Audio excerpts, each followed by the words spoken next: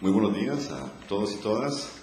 Quisiera ante todo agradecer la invitación de la Universidad Javeriana a compartir con ustedes algunas reflexiones sobre el campo de la investigación para la paz o de resolución de conflictos, como se le llama en otros contextos. Es para mí muy grato volver a estar en la Javeriana Cali. Sin duda ya son muchos años de unos vínculos muy estrechos, tanto con la Javeriana en Bogotá y la Javeriana en Cali. Me han pedido que hable sobre el enfoque académico a la paz y los conflictos. No es una tarea fácil, creo yo, por la misma diversidad en la forma como se ha venido acometiendo esta empresa en diferentes contextos.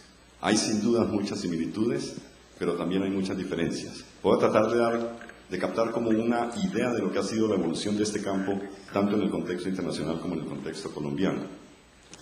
Y me gusta siempre comenzar, como le comentaba a mis estudiantes en una sesión pasada, por citar a Peter Wallenstein. Peter es un sueco, director y fundador del Departamento de Investigación para la Paz en la Universidad de Uppsala, en Suecia, quien dice que en realidad el enfoque académico a estos asuntos de conflicto y paz ha venido siendo impulsado por traumas. Son traumas históricos, es decir, por algunos eventos que se han constituido en verdaderos hitos que han puesto a pensar a los investigadores por su magnitud, por su gravedad, por su tremendo impacto, nos han puesto a pensar en cómo podemos evitar que esto vuelva a ocurrir.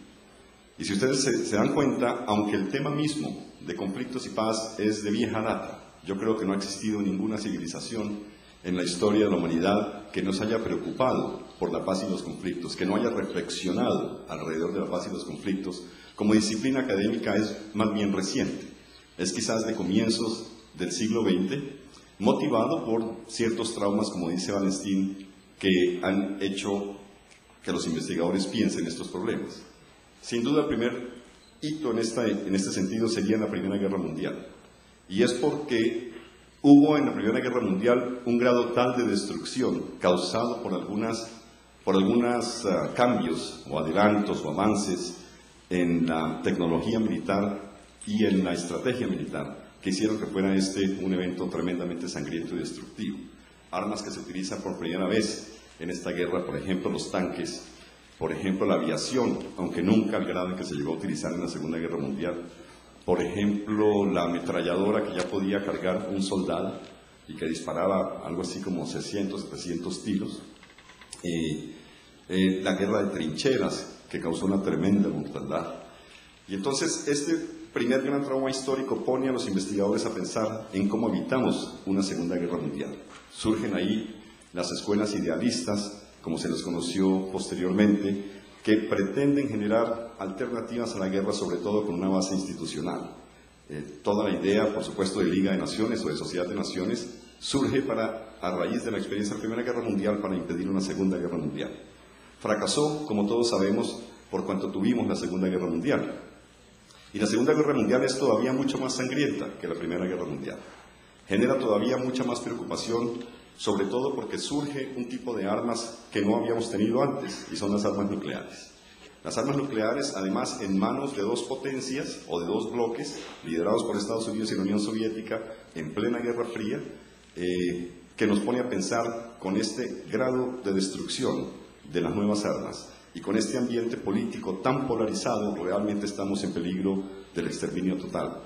Nunca antes, ninguna civilización anterior a la nuestra había tenido la capacidad de exterminio que la nuestra adquirió con las armas nucleares. Entonces se convierte eso también como en otro hito, en otro impulso para la investigación. Tenemos que evitar a toda costa una tercera guerra mundial. Pero suceden otras guerras ya de diferente tipo. Viene la guerra, por ejemplo, de Vietnam, y en realidad todas las guerras posteriores a la Segunda Guerra Mundial. Hay un cambio significativo en términos de guerra, y es que las guerras ya no son internacionales, ahora las guerras son esencialmente de carácter interno. En ese fabuloso estudio que ha hecho Caleb y Holstein de la Universidad de Vancouver, en Canadá, nos cuenta cómo a raíz de la Guerra de los 30 años, 1618-1648, que culmina con la Paz de Westfalia y que se considera como el momento fundacional del Estado moderno, ha habido unos cambios dramáticos en las guerras. La Guerra de los 30 años fue un evento sumamente sangriento, destruyó buena parte de Europa Central, pueblos católicos y protestantes enteros destruidos, Y sobre todo, una preocupación que surge es que la violencia adquiere casi una dinámica propia.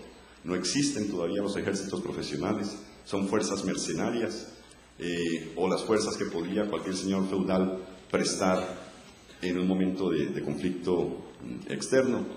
Y entonces se crean o se profesionalizan las Fuerzas Armadas al tiempo que se va dando un proceso de centralización del Estado. Son dos procesos que se refuerzan mutuamente. Un Estado centralizado, logrando el monopolio de la fuerza, como diría Max Weber, y un ejército profesional y centralizado, que da pie a lo que Hosty ha llamado las guerras institucionalizadas, es decir, guerras en donde se pelean por unos objetivos muy limitados, la conquista de una porción de territorio, el control de una ruta comercial, y se pelea de acuerdo a ciertas reglas. La principal de ellas es la distinción entre combatientes y civiles. Se esperaba por esto, en lo que se llamó las guerras institucionales, darle una nueva forma a las guerras, sobre todo que respetara a la población civil. Como sabemos, esto no se cumple hoy en día. La necesidad de seguir impulsando el derecho internacional humanitario, como nos lo recordaba el rector, sigue tan vigente hoy como entonces. Y después de un periodo prolongado de guerras institucionalizadas, pasamos a lo que él llama las guerras totales. Guerras esencialmente que buscaban reconfigurar las sociedades, por ejemplo, las guerras napoleónicas o la Primera o la Segunda Guerra Mundial.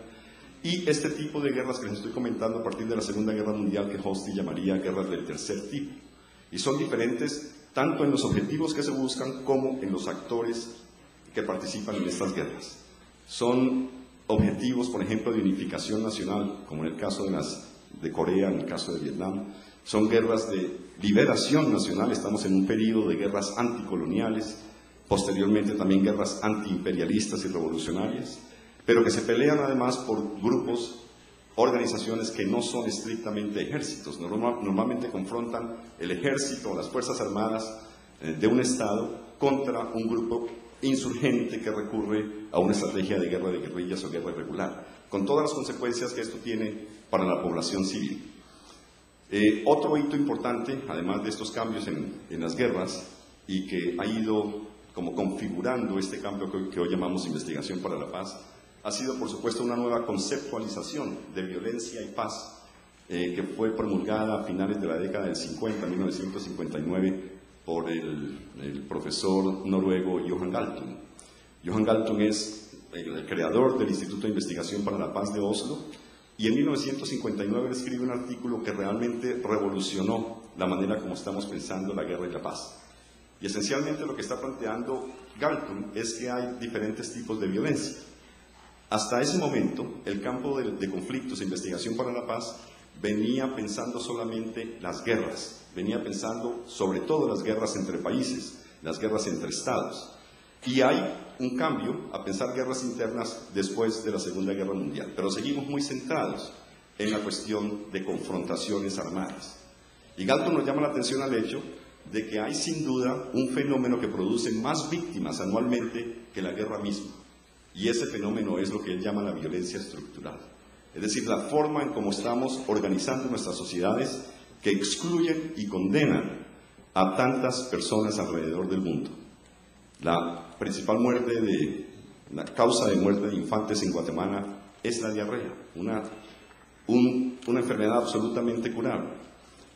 Tantos y tantas jóvenes latinoamericanos que se quedan por fuera de la educación superior simplemente porque no tienen los recursos para acceder a ella. Tantos y tantos latinoamericanos que no pueden tener los cuidados mínimos de salud. Es decir, Galtung nos está diciendo, tenemos que pensar la violencia de otra manera.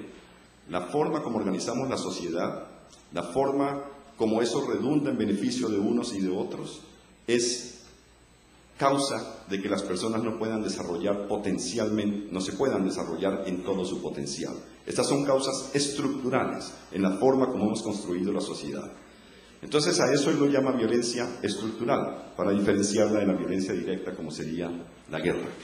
Y nos llama la atención a un tercer tipo de violencia, que hasta entonces también había pasado bastante desapercibido, y es a los valores inherentes en todas las culturas que justifican la violencia en cualquiera de sus modalidades, ya sea la violencia como guerra o en tomar las armas para defender una causa o, por ejemplo, lograr justicia social, o aquellos valores en nuestra sociedad que hacen parecer unas estructuras injustas como si fueran prácticamente naturales e inevitables. No hay nada inevitable en la injusticia social. Es producto de la forma como organizamos nuestras sociedades y por ende es susceptible de cambiarse.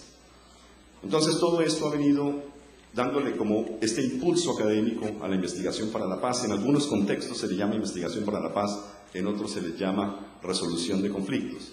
A mí me parece que es mucho más apropiado para captar estas tendencias la expresión investigación para la paz que la expresión resolución de conflictos.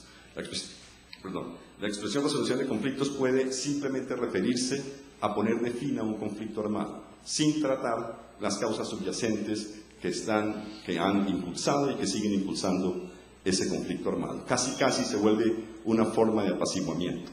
La verdadera paz, como también nos lo recordaba el rector, exige cambios de estructuras de manera que vivamos en sociedades justas, en sociedades libres, en sociedades democráticas.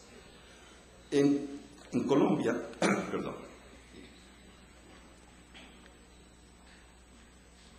Colombia, por supuesto, no ha estado ajena a esta evolución, pero curiosamente el campo es bastante reciente en nuestro contexto. Si ustedes se dan cuenta, obviamente porque hemos tenido nuestros propios hitos y nuestros propios traumas históricos que han venido centrando la investigación en algunos asuntos muy específicos. Quizás el gran impulso fue la violencia de los años 50, la violencia vieja o simplemente la violencia como la llamamos en Colombia.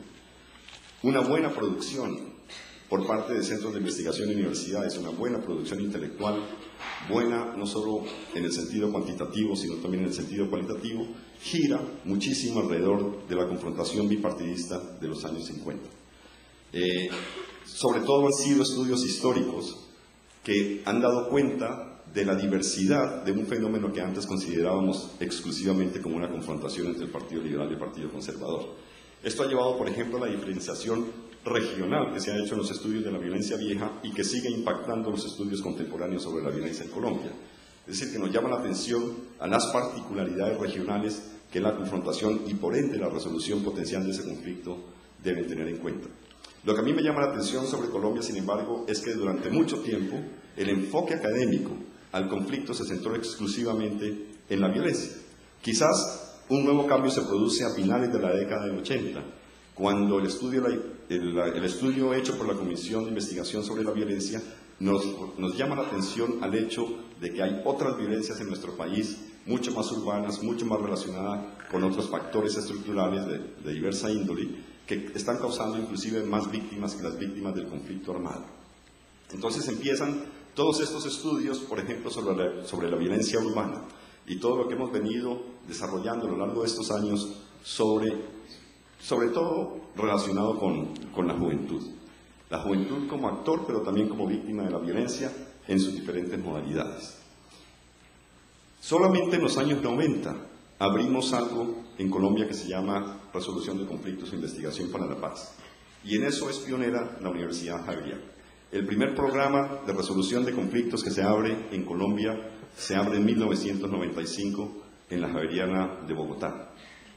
Recuerdo muy bien porque pues justamente fui el fundador de ese programa, que tuvimos una gran dificultad para encontrar profesores que fueran capaces de enseñar las diferentes materias que de acuerdo a mi formación profesional deberían estar incluidas en un programa como ese. Por ejemplo, a mí me parecía muy importante que tratáramos el tema de género y conflicto. ¿Cuál es la experiencia diferenciada de las mujeres en la guerra y cuál es el aporte de las mujeres en la construcción de paz? Y aunque había, por supuesto, ya muchas organizaciones de mujeres y trabajando en diversos temas de género, realmente eran incapaces de dictar un curso de 36 horas sobre construcción de paz y género. Entonces teníamos la dificultad de que a la tercera o cuarta sesión ya se les había acabado el tema. Y entonces, por supuesto, venían todos los alumnos a mi oficina a poner todas las quejas respectivas. Estas canas no son solamente por la edad, fue por la construcción de ese programa casi